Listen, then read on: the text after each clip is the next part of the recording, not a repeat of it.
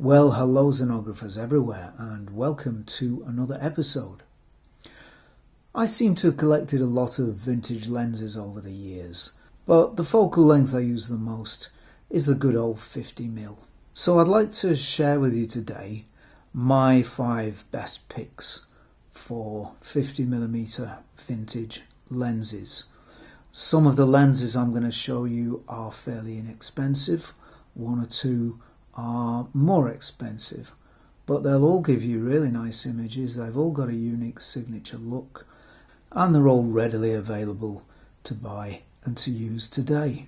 I do love shooting vintage glass on mirrorless cameras. Vintage glass has a less clinical, just a nicer overall look, I think, than modern lenses, and I use them on full frame mirrorless, and I also use them on micro four thirds mirrorless. Don't forget though that if you are shooting micro four thirds with vintage glass, that your effective focal length is doubled, so a 50mm lens becomes a 100mm lens. Also, because your focal length is effectively doubled on micro four thirds, then the minimum focusing distance of any given lens is halved. So if a lens, a rangefinder lens for example, focuses only to 3 feet on a full frame body, it will focus to 1.5 feet on a micro four thirds body. So here are my top 5 picks for vintage mirrorless 50mm lenses that you can mount onto mirrorless bodies. So number 5 is the Industar 61. This is a lens that I've used for many years. It's the lens I learned photography with many years ago on a Fed 4 rangefinder, and for a long time this was my only lens, and it's a lovely little piece of kit. Like most vintage lenses, it's all metal in its construction, so it's very well made, it's very solid. Most of the outer parts of the lens are made from aluminium, so it's actually quite light. The glass elements are fairly small, so they help to keep the weight down as well. It's fully coated, and it's a very sharp lens indeed. This is a lens I've used a great deal, and it's a lens I like very much. Apertures run from f2.8 to f16, so it's not particularly fast, but I always found it fast enough. It'll give you a nice little bit of background blur. Because it's a rangefinder lens, then it won't protrude too much on your mirrorless body. The adapters are really quite small. They're probably about 1 centimetre or so in length, so it makes for a very compact sort of setup, which is always a good thing. This lens makes very nice images. It's sharp, it's contrasty, it's just a lovely little piece of kit, and they are very cheap. These can be had for as little as £15 or thereabouts. And if you get one of these, you want to play around with one of these, you can't really go wrong for the price. It'll give you some really nice images.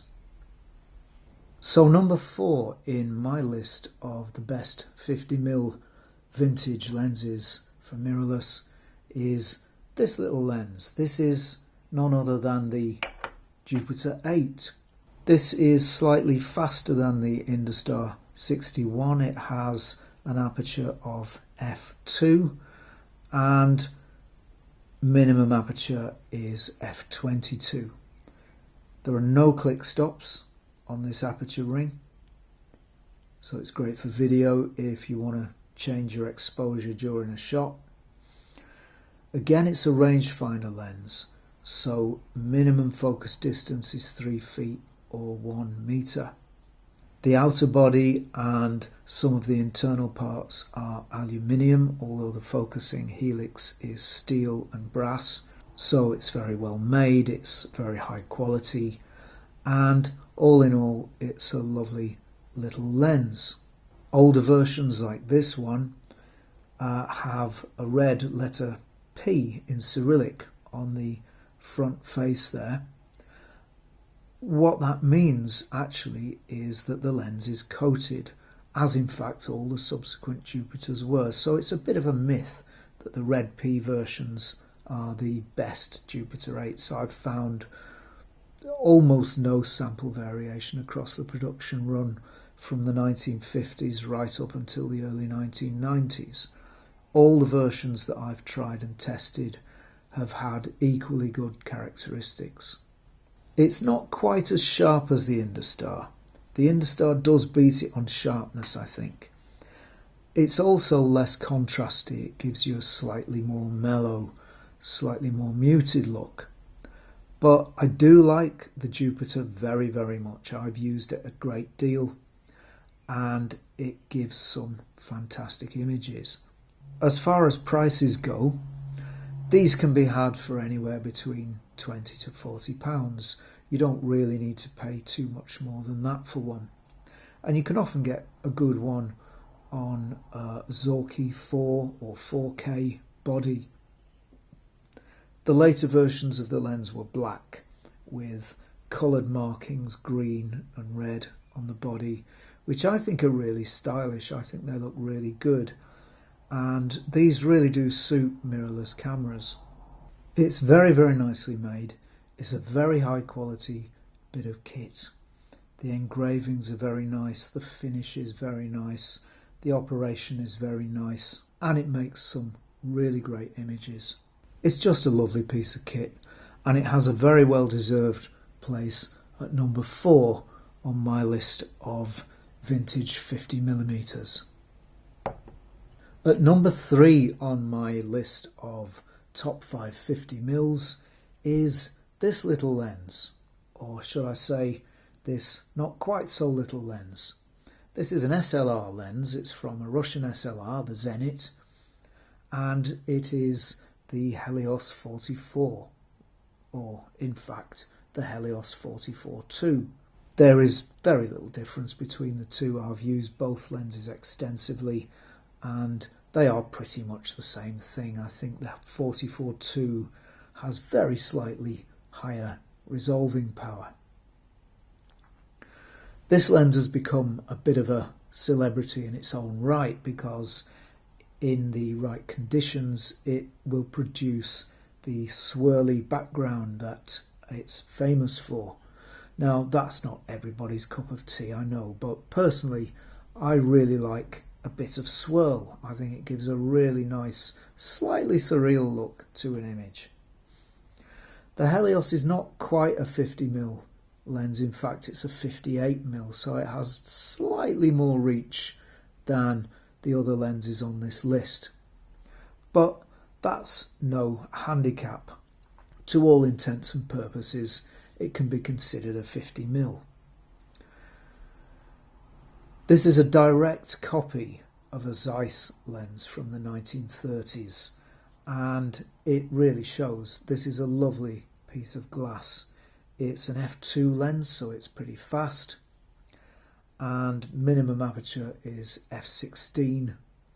This lens has 2 aperture rings. It's got a stepless aperture ring here, and just in front of it, right at the front, it's got an aperture with click stops, so you can decide which you want to use. You can use either with this lens, and that's very useful.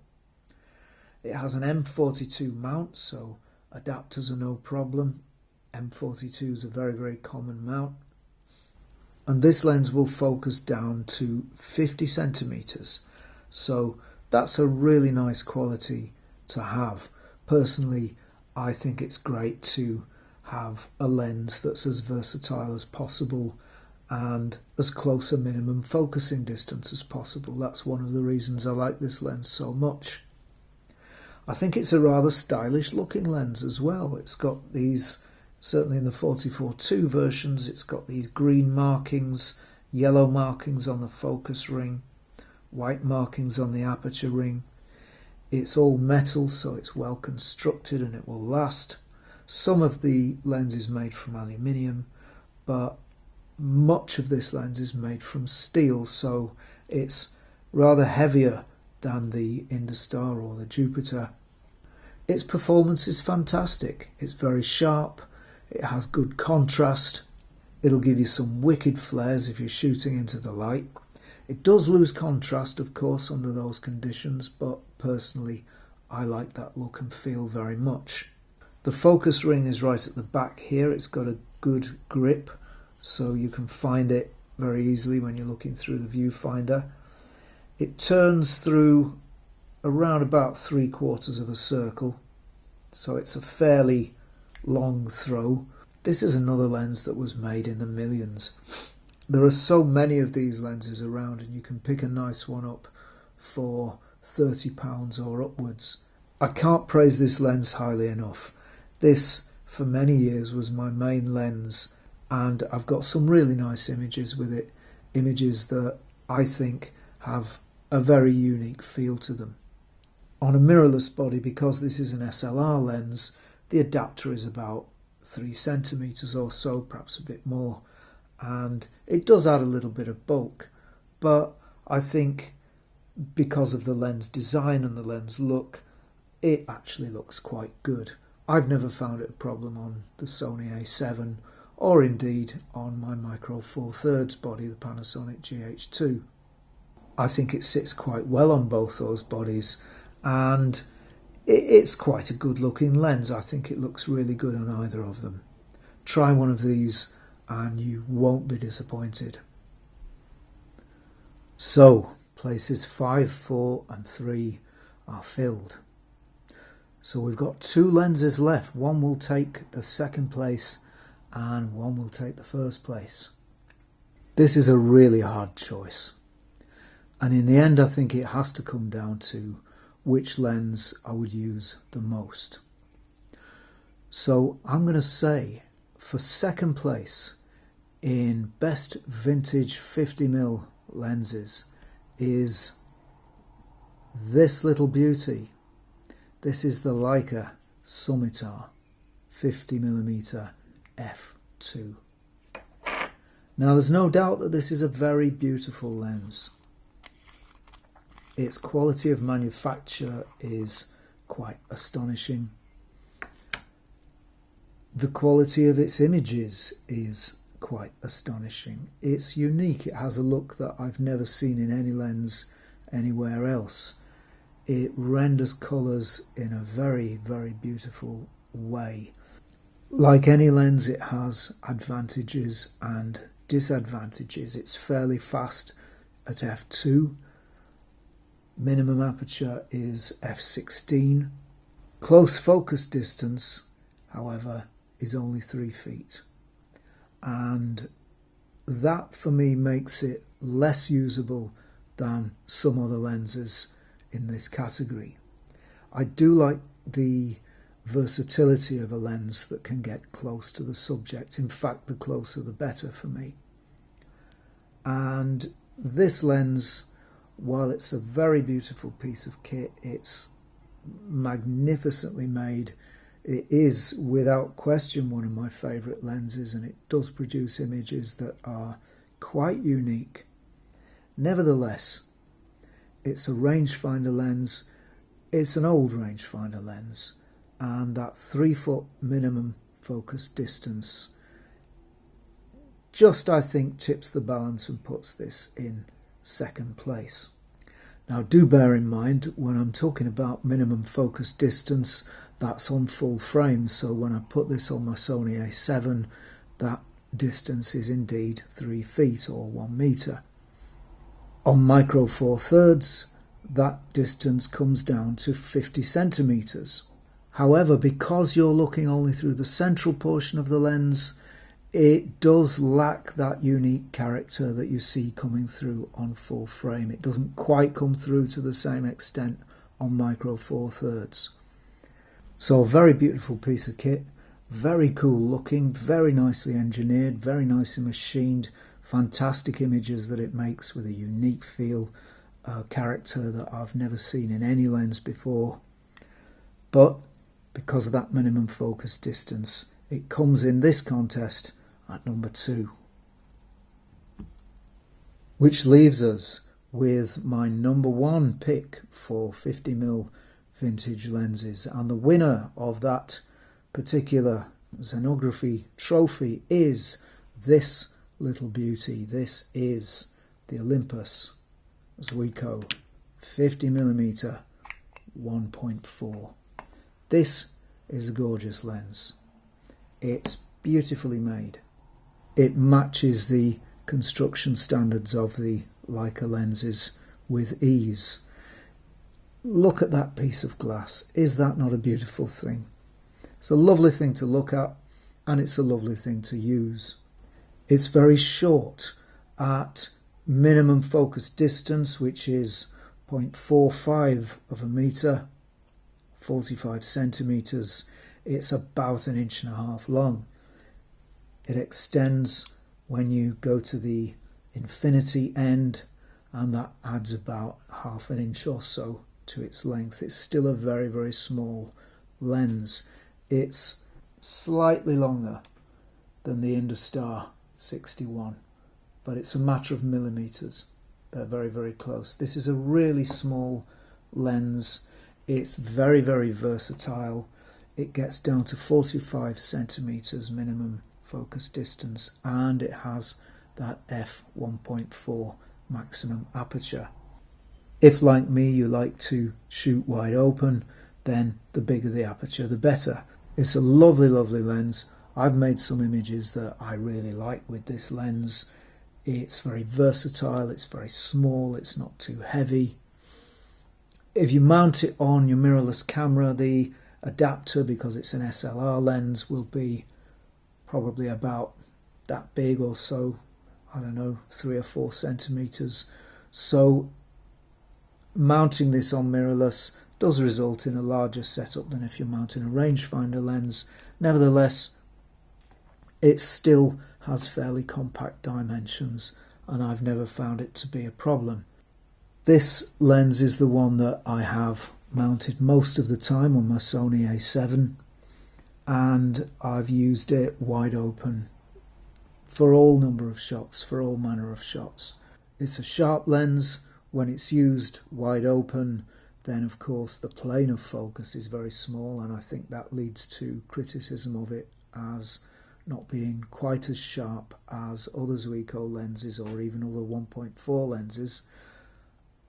I've found it to be a very sharp lens if you nail the focus, and because it has such a large aperture, that can be a problem. So practice nailing the focus and it will give you some very sharp images indeed. It doesn't have any swirl to speak of, not that I've noticed, but the softness of the background blur is really quite something. This lens makes images with a really beautiful feel, and I think that is an appropriate word. It does make beautiful images.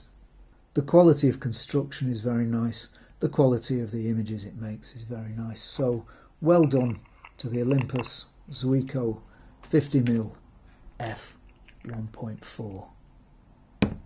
So there we are, my top picks for the best 5 vintage lenses that you can mount on digital mirrorless cameras. Of course, my priorities may not be the same as your priorities, and there's a whole bunch of 50mm lenses out there that I haven't tested. There are just simply too many around. But what I can say is, of the 50mm lenses I've used, these are my 5 firm favourites. I do hope this video has been of some use. I hope it's been enjoyable and informative, and I will see you next time for more xenography. Thanks for watching.